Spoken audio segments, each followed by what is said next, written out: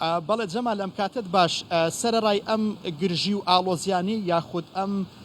کێشە گەرمانەی کە لە چواردەوری رووسیا هەن بە تایبەتیش کێشەی ئۆکرانیا و کازاخستان جارێکی تر سەرنجی وەزیری دەرەوەی رووسیا کەوتەوە سەر پرسی کورد لە ڕۆژئاوای کوردستان کە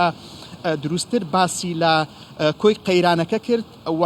ئەوەی کە لە قسەکانیدا بەدی دەکرا جۆرێک لە نیگەرانی و تەنانەت ناڕاستە و خۆش سەرنجی لانە کوردەکانی ڕۆژئاوای کوردستانی بۆ ئەوە ڕاکێشا کە دەبێت خاوەنی گوتارێکی یەکگرتوو بن هەروەکو چۆن باسی لەوە کرد کە چەند نوێنەرێک بەشدارن لە لیژنەی نووسینەوەی دەستور بە تایبەتیش لەم شەشگەڕەی ڕابردوو کە لە ژنێف بەڕێوە چوون باسی لەوە کرد کە بەشێک واتە ئەم ئەندامانەی کە لە نووسینەوەی لیژنەی دەستوردا ئامادەبوون نوێنەراتی تەواوی پێکاتەکانی کورد ناکەن و تەنانەت باسی لەوە کرد کە پارچە پارچەیی و هەروەها پارچە پارچەیی لە نێوان لایەنە کوردیەکاندا هەیە و باسی لەوە کرد کە بەشێکیان نزیکن لە ویلایەتە یەکگرتووەکان و بەشێکی تریان نزیکن لە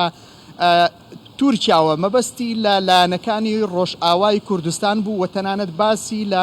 نیگەرانیەکانی حکوومەتی سووریا کرد بەوەی کە هێشتا ئەوەی لە دڵدا ماوە کە لە قۆناغەکانی ڕابردوودا شەڕی کردووە لە دژی بەرژەوەندیەکانی دیمەشق و تەنانەت باسی لە سیاسەتی ویلایەتە یەکگرتووەکان کرد خۆشداریدا بە لایەنە کوردیەکانی ڕۆژئاوای کوردستان کە ئومێد لەسەر ویلایەتە یەکگرتووەکانی ئەمریکا هەڵنەچنن چونکە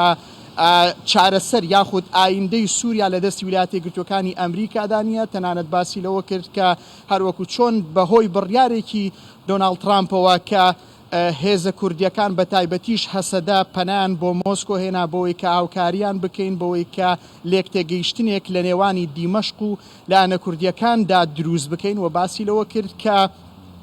دوایەوەی کە ئێمە هەوڵی ئەوەماندا بەڵام ویلایەتە یەکگرتووەکانی ئەمریکا پەشیمان بۆ لە بڕیارەکەی خۆی لایەنە کوردیەکان و بە تایبەتیش هەسەدا خۆی ون کرد ئەو باسی لەوە کرد کە پێویستە هەموو ئەو هەوڵانەی کە خراونەتە گەر بۆ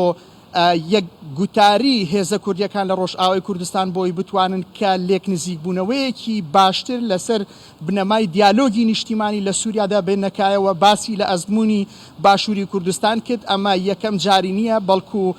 سرگەی لاڤرۆڤ 2 ساڵی 2021 کە لە وەڵامی پرسیارێکی کوردستان 24دا باسی لەوە کرد کە ئەزمموی باشووری کوردستان ئەزممونێکی سەرکەوتووە پێویستە بگوازرێتەوە بۆ ڕۆژئاوای کوردستان ئەزمموی باشووری کوردستان تەنها لە لای ناوەندە سیاسیەکان یاخود بەرپرسانی باڵای رووسیا جێی سەرنج نییە بەڵکو ناوەندە ئەکادیمی و استراتیژیەکانی رووسیاش سەرنجیان خستۆتە سەرەوەی سەر ئەزمموی باشووری کوردستان بە تایبەتی سەرەڕای هەموو ئەم دژایەتیانەی کە وڵاتانی ناوچەکە و تەنانەت بەشێکی زۆری لایەنە عێراقیەکان و تەنانەت سەرەڕای ململانەی ناوخۆیەکانیش بەڵام توانراوە جۆرێک لە فەرمانڕەوایی پێشکەوتوو و هەروەها وەک دەبیندرێت لە ڕووی ئاوەدانی و هەروەها لە ڕووی گەشەی ئابووری و ئەمنیەوە توانراوە کە سەقامگیریەکی بەرچاو بێنێتەکایەوە بۆ پێکاتەکانی تری عێراق و هەروەها بۆ پێکاتەکانی تری وڵاتانی ناوچەکەش وەک دەبیندرێت بەشێکی زۆر لە ئاوارەکانی ناوچە جیاجیەکانی عێراق ڕویان لە هەرێمی کوردستان کردووە بەبێ جیاوازی مەزهەب و ئاین و نەتەوە و بە هەمان شێوە لە سووریاشەوە ژمارەیەکی زۆر ئاوارە ڕویان کردوتە هەرێمی کوردستان بەڵام ئەوەی کە سەرنجی سرگەی لاڤرۆڤی وەزیری دەرەوەی رووسیای لەسەر بوو ئەم ئەزممونە پێشکەوتی باشووری کوردستان بوو کە پێویستە لایەنەکانی ڕۆژئاوای کوردستانیش سوودی لێوەربگرن بۆی بتوانرێت لەگەڵ دیمەشق بکەونە گفتوگۆیەکی نیشتیمانی تا لە نووسینەوەی دەستوردا و هەروەها لە سووریای داهاتوودا بتوانن گەلی کوردیش بە مافەکانی خۆی بگات. بەڵێ جەمال بەێ سپاسیاتەتکەم خۆشەویش مۆسکۆ و تێلگەلمەبووی لەسەر کارڤەدانی ناخەفتنین سەرگێی لاڤرۆڤ وەزیرەی دەرەوەی رووسیای